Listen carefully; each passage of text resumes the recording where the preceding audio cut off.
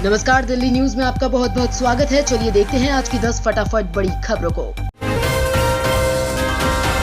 केंद्र की अनुमति से अब जामिया मिलिया इस्लामिया विश्वविद्यालय में बनेगा मेडिकल कॉलेज। दिल्ली में स्थित जामिया मिलिया इस्लामिया विश्वविद्यालय में जल्द बनेगा एक मेडिकल कॉलेज। जामिया मिलिया इस्लामिया विश्वविद्यालय की वाइस चांसलर ने घोषणा की है कि केंद्र सरकार ने उन्हें मेडिकल कॉलेज शुरू करने की अनुमति दे दी है। उन्होंने बताया कि इसके लिए यूनियन गवर्नमेंट से परमिशन मिल चुकी है और कुछ ही दिनों में उनका मेडिकल कॉलेज खोलने का सपना पूरा होगा। दिल्ली में G20 नेताओं की बैठकों के लिए ITPO कॉम्प्लेक्स तैयार। दिल्ली G20 बैठकों की मेजबानी के लिए तैयार है। प्रगति मैदान में नया इंटीग्रेटेड एग्जीबिशन कम कन्वेंशन सेंटर का काम पूरा हो गया है। प्रधानमंत्री नरेंद्र मोदी 26 जुलाई को इसका उद्घाटन कर सकते हैं। प्रगति मैदान में इंटरनेशनल ट्रेड प्रमोशन ऑर्गेनाइजेशन का 123 एकड़ में फैले इस कॉम्प्लेक्स को रीडेवलप किया गया है।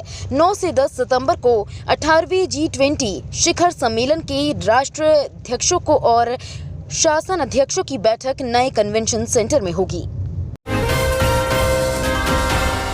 अब रुपए डेबिट कार्ड से भी कर सकेंगे दिल्ली मेट्रो के किराए का भुगतान। दिल्ली मेट्रो में किराया भुगतान के लिए 18 बैंकों द्वारा जारी कॉन्टैक्टलेस रुपए डेबिट कार्ड का NCMC के रूप में इस्तेमाल शुरू हो गया है। इस मेट्रो में किराया भुगतान की सुविधा आसान हो गई है। खास बात तो ये है कि इस कार्ड से नोएडा मेट्रो की एकवा लाइन, मुंबई, कानपुर सहित उन सभी शहरों की मेट्रो में किराया भुगतान हो सकेगा जहां NCMC लागू है। इससे यात्रियों को दूसरे शहर की मेट्रो में भी सफर करने में सुविधा होगी। चाइनीज मांझा के खिलाफ दिल्ली पुलिस का एक्शन। 2 दिन में 323 मार्केट में भी छापेमारी।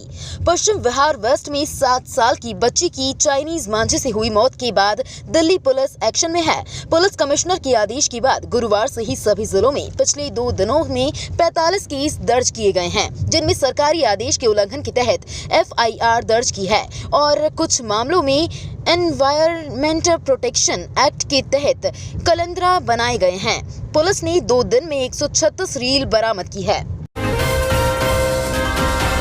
दिल्ली पुलिस ने कोरियाई नागरिक से बिना रसीद जुर्माना वसूलने पर हुए सस्पेंड। दिल्ली पुलिस ने भ्रष्टाचार के प्रति जीरो टॉलरेंस की नीति को दर्शाते हुए अपने एक ट्रैफिक पुलिसकर्मी को निलंबित कर दिया है। आरोप है कि ट्रैफिक पुलिसकर्मी ने एक कोरियाई नागरिक से 5,000 रुपए का जुर्माना वसूला और उस शख्स को जुर्माने की कोई रसीद भी नहीं दी। इस घटना का वीडियो सोशल मीडिया पर काफी वायरल हो रहा है। वीडियो में नजर आ रहा है कि ट्रैफिक पुलिसकर्मी की पहचान महेश चंद के रूप में हुई है। आंदोलन के समर्थन में 6 अगस्त को दिल्ली कूच करेंगे पूर्व सैनिक। पूर्व सैनिक संगठन ने 1 रैंक 1 पेंशन की विसंगतियां का निराकरण करने की मांग की है। उन्होंने मांग के समर्थन में दिल्ली में चल रहे आंदोलन को समर्थन देने के लिए 6 अगस्त को टिहरी से दिल्ली कूच करने का निर्णय लिया है। रविवार को पूर्व सैनिक संगठन के बैनर तले जिले भर के पूर्व सैनिकों ने वीर गबर सिंह नेगी स्मारक में पहुंचकर OROP को लेकर नारेबाजी की। उन्होंने कहा कि दिल्ली में चले आंदोलन को समर्थन देने के लिए जिले भर से पूर्व सैनिक भारी संख्या में 6 अगस्त को दिल्ली कूच करेंगे।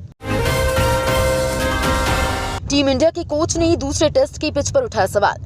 भारत और वेस्टइंडीज के बीच त्रिनिदाद के पोर्ट ऑफ स्पेन में 2 मैचों की टेस्ट सीरीज का दूसरा मुकाबला खेला जा रहा है।